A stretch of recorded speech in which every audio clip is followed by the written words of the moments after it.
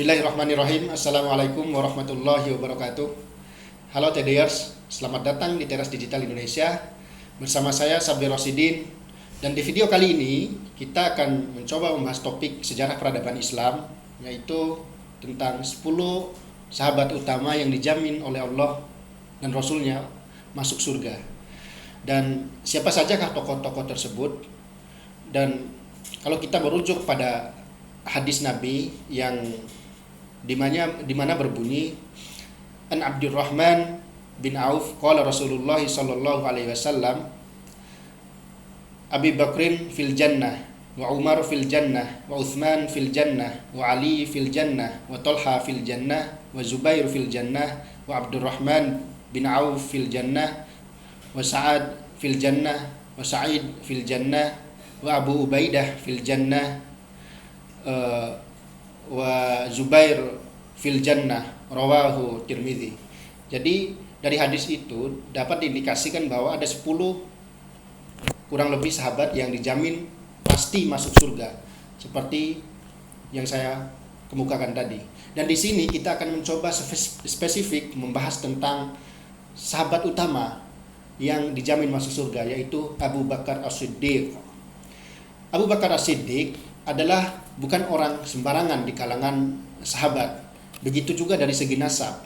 Nasabnya nanti sampai kepada Murrah bin Ka'ab, yaitu satu nasab dengan Rasulullah SAW.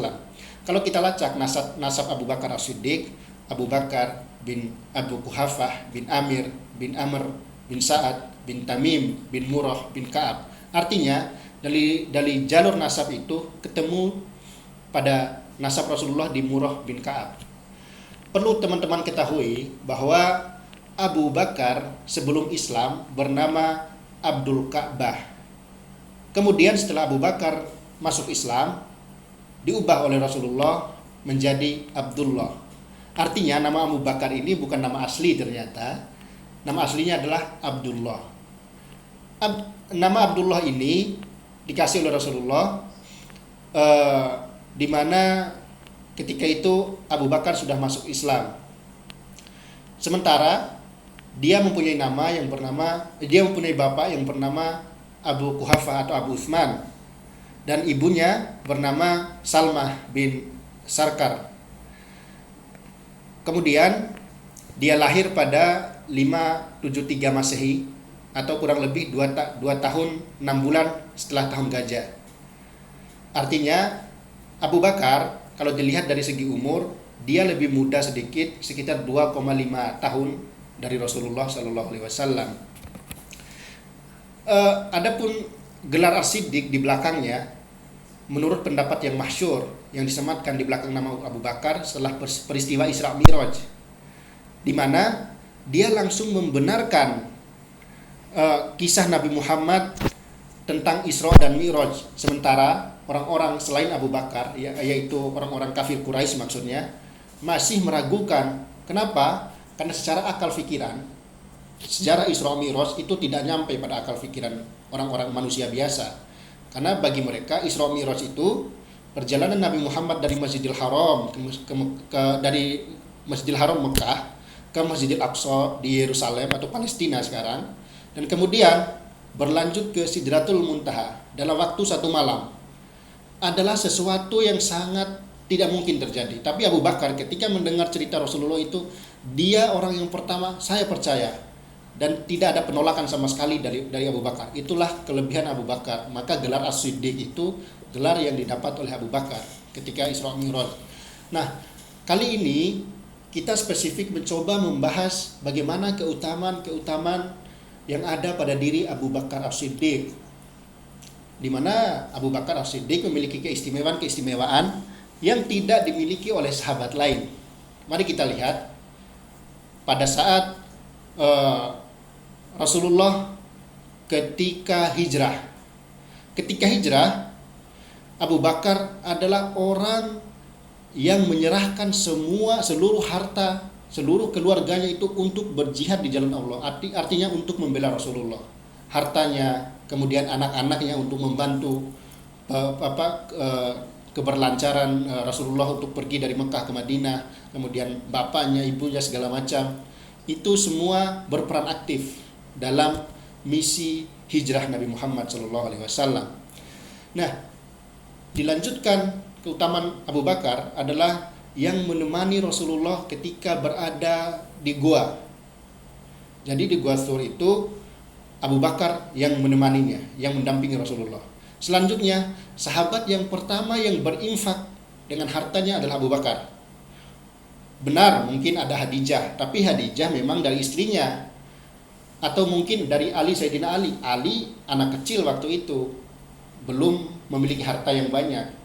Sementara Abu Bakar sudah kelas kakap, sudah berdagang ke luar negeri, istilahnya ke di Syam, di Suriah, Palestina, segala macam itu sudah wilayah kekuasaan Abu Bakar dalam berdagang. Artinya memang secara keistimewaan harta, beliau lebih mempunyai harta, Abu Bakar lebih mempunyai harta. Dan orang yang paling pertama masuk Islam itu sebenarnya Abu Bakar. Tapi memang di sisi lain ada Waraqah bin Naufal misalnya, tapi itu Waraqah bin Naufal itu tidak sampai pada memang mengakui Islam tapi tidak sampai kepada dakwahnya Nabi. Jadi dia itu meninggal sebelum Nabi berdakwah. Atau benar misalnya ada Sayyidina Ali, tapi itu masih dalam kalangan anak-anak, masih sangat kecil waktu itu. Dan yang paling strategis ketika menerima Islam itu Abu Bakar, karena memang beliau sudah sangat dewasa, sudah kuat ekonominya juga. Dari segi nasab dia punya nama di situ di lingkungan Quraisy dari Bani Tamim. Dan selanjutnya untuk keistimewaan Abu Bakar yang lainnya adalah sahabat yang menjadi imam sholat pengganti Rasulullah ketika di Madinah. Artinya ini levelnya ini sudah sangat tinggi sekali Abu Bakar ini.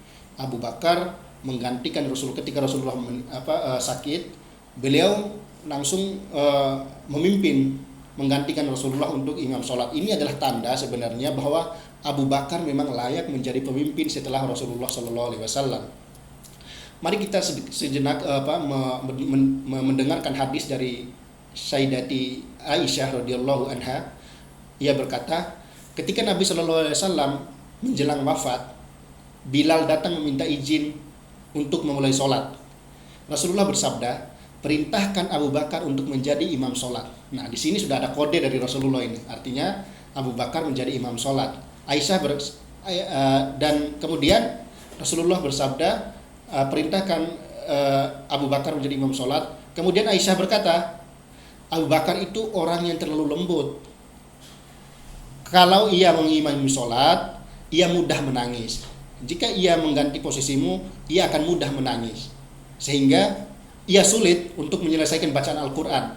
Maka Nabi SAW tetap berkata, perintahkan Abu Bakar untuk menjadi imam sholat. Nah, ini pertanda bahwa Abu Bakar memiliki kemuliaan tertinggi bagi Rasulullah. Dan Nabi pernah memuji Abu Bakar di depan Abu Bakar langsung. Nabi berkata, tidak ada harta yang lebih bermanfaat bagiku sebagaimana hartanya Abu Bakar. Lalu Abu Bakar menangis waktu itu. Dan Abu Bakar berkata, tidaklah diriku dan hartaku itu, kata Abu Bakar, ya Rasulullah, kecuali hanya untuk engkau dan dakwah engkau. Wah, di sini luar biasa sekali Abu Bakar ini. Kemudian di satu kisah lagi, satu-satunya sahabat yang menemani Rasulullah dalam berdoa. Jadi ketika perang Badar waktu itu ada semacam di kemah kecil yang tempatnya agak tinggi dari pusat peperangan. Di situ Rasulullah sebenarnya untuk mengontrol strategi perang itu di situ. Jadi tempatnya agak tinggi di kemah-kemah itu. Kemudian Nabi mengajak Abu Bakar untuk berdoa. Artinya tidaklah Nabi mengajak orang untuk berdoa kecuali orang itu sangat spesial dan pasti doanya sangat bisa dikabulkan oleh Allah. Maka sahabat Nabi berdoa, sementara maka Abu Bakar dan Nabi berdoa sementara sahabat yang lain berperang. Di sisi lain, di setiap kalau ada tawaran Islam, orang lain pasti ada keraguan. Tapi ketika Rasulullah menawarkan Islam kepada Abu Bakar, tidak ada sedikit pun penolakan sama sekali. Langsung menerima tanpa keraguan. Inilah keistimewaan dari Abu Bakar As-Siddiq.